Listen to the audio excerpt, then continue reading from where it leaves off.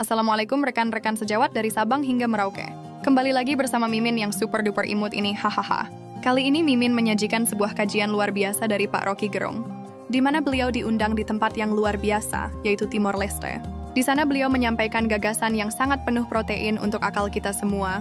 Oh iya, sebelum lanjut mohon rekan-rekan, sediakan camilan rebus kesukaan rekan-rekan ya, supaya mampu mencerna kajian nalar yang berbahagia ini.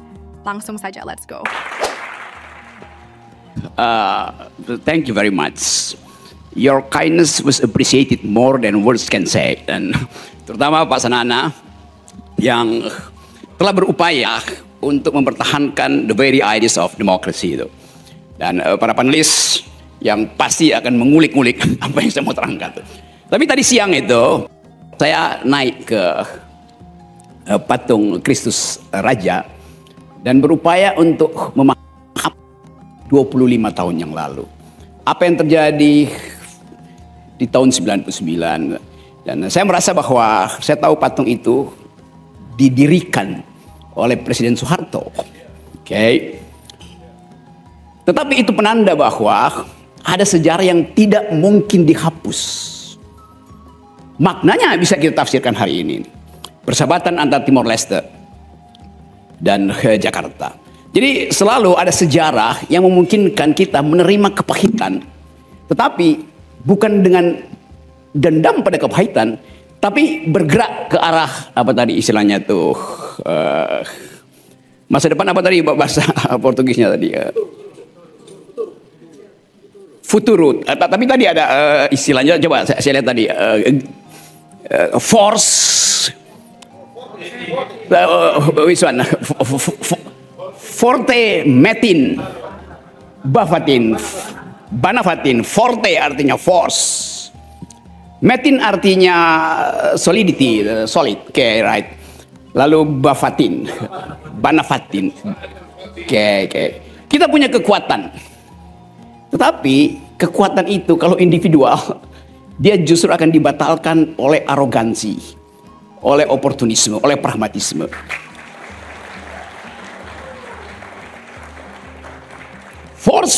Force menjadi force kalau di dalamnya ada metin, right? Metin namanya tadi ya. Kalau ada solidaritas, jadi force hanya mampu untuk diucapkan sebagai energi awal bila dia bergabung di dalam metin. Dan tidak ada gunanya saya punya force, saya punya metin, tapi saya tidak bisa trespass menuju future. Jadi saya dapat filosofinya bahwa GMN berupaya untuk menghimpun kekuatan, membuat dia solid dan diarahkan ke masa depan tuh. Dunia juga sedang menghadapi problem. Amerika forceful, Israel forceful. Tapi Amerika mulai kehilangan soliditinya, metin. Akibatnya minggu-minggu ini semua kota besar di Amerika itu bergolak. No solidity at all. Dan orang bertanya, apa masa depan dunia kalau setiap hari Israel akhirnya harus berhitung berapa banyak persediaan energi dia untuk menghalangi drone-drone dari Iran. Demikian sebaliknya, berapa lama Iran bisa marah terus-menerus untuk menghujani Israel. So we are talking about global security. Timor Leste, negeri kecil, tapi dengan ide besar. Timor Leste, negeri baru, tapi dengan peradaban lama. Ada force di situ yang dihasilkan oleh nasionalisme untuk menghasilkan liberty. Ada metin di situ yang sekarang sedang diolah oleh GMN supaya anak-anak muda itu punya harapan, punya politics of hope. Jadi menurut saya Timor Leste itu lengkap. Dia punya politics of memory, tapi dia punya politics of hope juga. Banyak negeri punya politics of memory, tapi nggak ada politics of hope. Yang lebih penting bagi saya ada tadi itu, hanya leadership yang mampu menyatukan force, forte, metin, dan banafatin. Saya ingin bersama-sama dengan teman-teman Timor Leste untuk menghasilkan leader, bukan dealer.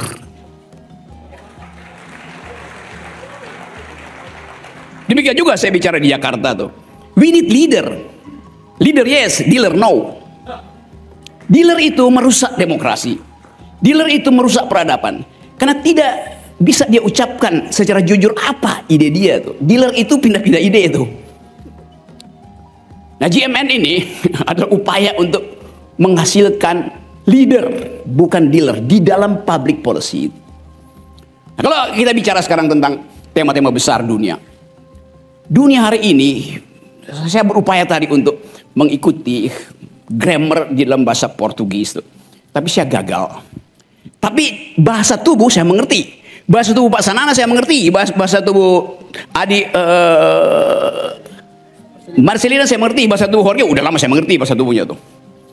Bahasa tubuh itu menyimpan rahasia tentang kejujuran. Politik menutupi kejujuran bahasa tubuh. Nah, kita ingin politik itu diucapkan kembali di dalam kejujuran. Saya tahu di sini teman-teman surplus intelektual, semua di sini pasti pernah belajar filosofi. Pak Sanana pasti mengerti dari awal. The ideas of politics artinya ideas of justice. Tidak ada politik tanpa keadilan. Aristotle bahkan mengucapkan dengan sangat transparan bahwa hanya di dalam upaya menghasilkan keadilan kita berpolitik. Manusia bukan binatang politik. Manusia binatang yang berpolitik, yang seringkali selalu ditafsirkan. Begitu ditafsirkan bahwa manusia ada binatang politik, betul-betul manusia berperilaku sebagai binatang. Tapi kalau kita balik pada etimologinya tuh, yang disebut oleh Aristotle, manusia adalah binatang yang berpolitik. Terjemahan Aristotle pakai istilah political animal. Terjemahannya bukan binatang politik, karena political itu kata sifat. Jadi manusia adalah binatang yang berpolitik. Dia binatang, genus proximumnya adalah binatang, lebih dekat dengan binatang. Tapi dia ada pembeda dengan binatang. Diferensia spesifikannya adalah berpikir. Diferensia spesifikumnya adalah membagi keadilan. Jadi kita koreksi dulu kalimat itu, karena kalimat itu udah jadi obsolete. Manusia adalah binatang politik, akibatnya dia rakus seperti binatang. Kalau kita bilang manusia binatang yang berpolitik, artinya kami manusia genusnya binatang, tetapi berbeda dengan binatang, kami menghasilkan keadilan. Itu dalilnya tuh. Dan kita lihat dunia hari ini ada di dalam perebutan ide keadilan. Dunia merasa gerah dengan akumulasi. Setiap tahun Davos itu di ketinggian gunung es di Swiss, seluruh kapitalis dunia itu berkumpul di situ untuk memastikan arah kapitalisme yang disebut sebagai World Economic Forum, yang didirikan oleh orang Jerman itu namanya Klaus Schwab tahun 50. Itu forum para begundal kapitalis. Tetapi 5-6 tahun terakhir sang pendiri forum kapitalis itu yang dihadiri setiap tahun oleh seluruh pemimpin dunia, seluruh CEO terbaik itu mulai menyadari bahwa bila ekonomi didrive hanya atas alasan akumulasi, maka bumi ini akan dikuras kemampuan hidupnya. Dan kita lihat bahwa kerusakan bumi yang dihasilkan oleh perbuatan manusia sudah melampaui kerusakan bumi yang dibuat oleh dirinya sendiri. Kalau bumi merusak dirinya, dia punya kemampuan untuk memulihkan. Namanya daya ekologi. Saya kasih contoh misalnya, Gunung Sahara itu dianggap tidak berguna karena dia secara telanjang. Kita lihat itu gurun yang panas, tidak ada tumbuh-tumbuhan di situ. Kita memuji-muji hutan Amazon karena dia subur, hijau. Tapi bumi sudah mengatur hijaunya hutan Amazon tidak mungkin terjadi kalau tidak ada pasir telanjang di Gunung Sahara. Ilmu pengetahuan kemudian meneliti bahwa ketika panas menguapkan pasir di Gunung Sahara, yang diuapkan itu adalah fosfor. Fosfor adalah pupuk. Mengikuti rotasi bumi dalam 70 jam, uap fosfor itu tiba di hutan Amazon, jatuh sebagai pupuk. Jadi hutan Amazon dipupuk oleh Gurun Sahara. Alam semesta mengatur itu. Tuhan yang Maha Kuasa memberi dalil itu. Dirusak oleh alam, diperbaiki oleh alam. Tapi yang dirusak oleh manusia tidak mungkin diperbaiki lagi oleh alam itu. Itu yang kita sebut dalam filosofi antroposin. Kejahatan manusia terhadap alam. Sekarang dunia berpikir tentang itu. Kalau kita seminar ke luar negeri, orang nggak tanya, do you speak English, do you speak Portugis, do you speak bahasa Indonesia. Orang tanya, do you speak environmental ethics? Orang tanya, do you speak gender equality? Do you speak feminism, ideas of justice? Semua itu adalah new kind of language. Dan saya percaya bahwa Timor Leste punya kesempatan emas untuk memulai new kind of grammar ini. Justru karena kita di sini negara baru, maka kita punya hak untuk mengatakan kita ingin tuntun dunia ini berdasarkan pengalaman konkret dari negeri ini. Kita mulai lihat misalnya berapa banyak sumber energi terbarukan yang ada di perut bumi Timor Leste. Begitu ditemukan nikel, seluruh dunia akan kita pergi ke Timor Leste, menguras jauh lebih banyak daripada yang dibutuhkan manusia. Jadi saya ingin membahas itu dalam upaya untuk menghasilkan kembali tadi the future itu. Sebuah ide akan timbul dari sini karena saya tahu di ruangan ini surplus IQ. Ada kalangan LSM, kalangan pemerintah, kalangan akademisi. Yang di dalam mungkin 20 jam saya baru ada di sini. Dan saya bisa rasakan bahwa ada kondisi akademis yang sedang tumbuh di negeri ini. Yang harus ditumbuhkan bersama-sama dengan demokrasi. Tapi justru di situ jebakannya tuh. Di dalam keadaan kita menganggap bahwa demokrasi artinya anything goes. Maka yang dihasilkan adalah chaos, uncertainties.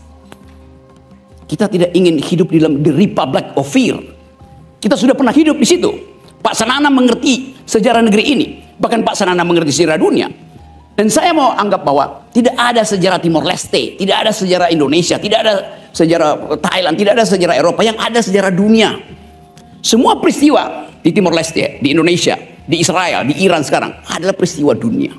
Kita membaca satu paket, berpikir bahwa sejarah adalah sejarah dunia. Hukum kausalitas bekerja tanpa kita sadari. Tapi sebagai orang yang diwadahi oleh pengetahuan, kita mau lihat jalan mana yang mampu untuk menghasilkan kembali peradaban. Jalan mana yang mampu mengucapkan kembali human solidarity di tingkat global. Jalan mana yang bisa kita tempuh untuk mengatakan global security harus didasarkan pada humanism. Waktu tahun-tahun 80 sebagai mahasiswa, saya pro kemerdekaan Timur Timur.